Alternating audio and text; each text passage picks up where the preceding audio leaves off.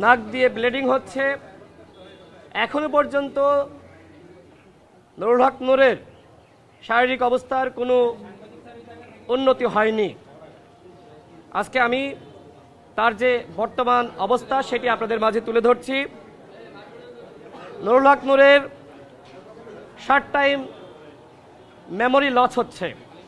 তিনি যখন কথা বলতে যাচ্ছেন কথা তিনি পুরোপুরি শেষ করতে পারছেন না, আবার কিছুটা তিনি মানে অগুছালোভাবে কথা বলছেন। এই জায়গা থেকে আমাদের কাছে মনে হচ্ছে যে তিনি আসলে শর্ট টাইম মেমোরি তিনি লস করছেন।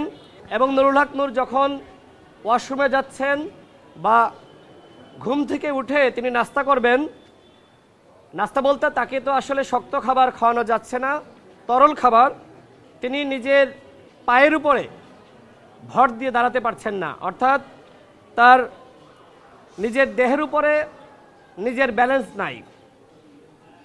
এখনো পর্যন্ত তার চোয়ালের হাড় ভাঙ্গা, নাকের হাড় এখনো পর্যন্ত ভাঙ্গা, যে কারণে তার সর্দি এটার পরিমাণ খুব বেড়ে গিয়েছে।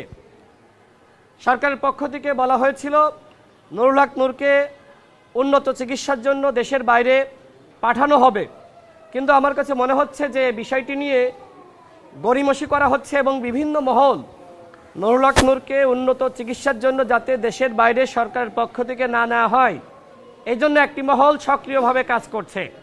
তারা চায় না নুরুল হক নূর সুস্থ স্বাভাবিক জীবনে ফিরে আসুক। নুরুল হক নূরের অবস্থা এখনো পর্যন্ত আশঙ্কামুক্ত নয়। নুরুল হক নূর তিনি এই প্রজন্মের অন্যতম একজন জনপ্রিয় নেতা। জুলাই গণঅভ্যুত্থানে তার ভূমিকা আপনারা সকলে জানেন।